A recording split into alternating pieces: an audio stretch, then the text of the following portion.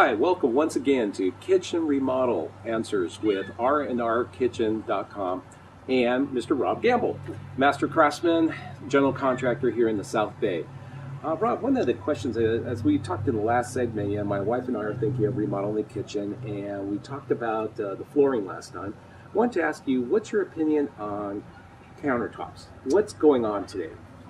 Well, most countertops that you see in nice kitchens would be a slab type of variety, anywhere from granite, a limestone. We've actually just did one in Willow Glen that was soapstone.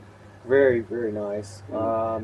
They have other materials such as quartz, and then the other option is doing tile, and we've definitely done some nice tile countertops.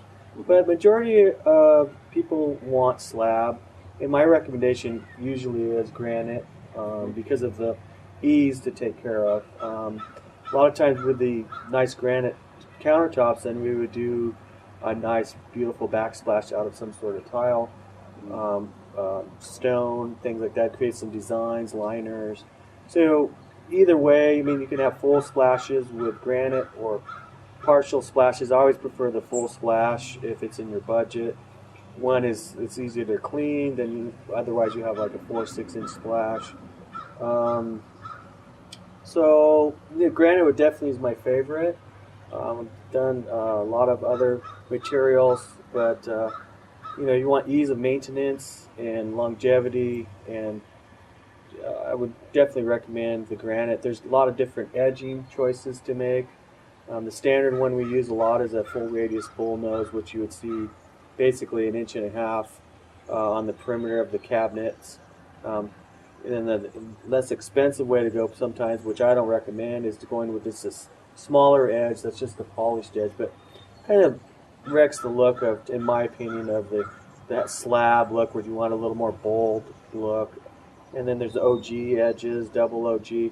But depending on the edges you choose, that would definitely affect the cost of the installation and fabrication, etc.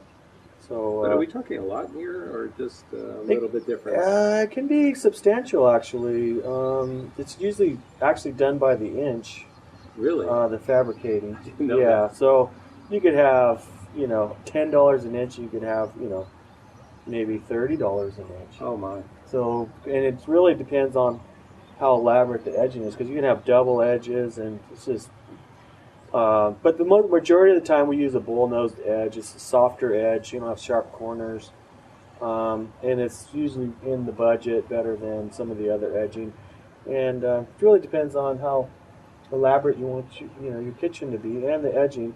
But in my opinion, most of the time, where you get the effect is the colors of the slabs. There's a lot of options out there. Some people like very simple. Some people want very elaborate as far as veining, and which I'm a big fan of. I like where the countertops kind of flow and a little more creative and more natural looking rather than simply just speckle things like that. And then the tile, you can go with porcelain tile would be my next choice. There again, you can still use a granite tile, and I've done that also on some nice kitchens.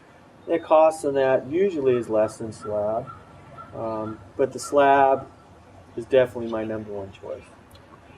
Well, thanks so much, Rob. I really appreciate having the opportunity, I'm sure our viewers do too, on just getting an idea of what's available out there to know how to start. Once again, if you'd like some information about this in a free report, you can go to rnrkitchen.com, and the address will appear here below. Feel free to give Rob a call if you have any more questions and like to discuss it. If you live in the South Bay, this is the place to go. Thanks again. I'm Robert Espinian for you on Remodel Answers.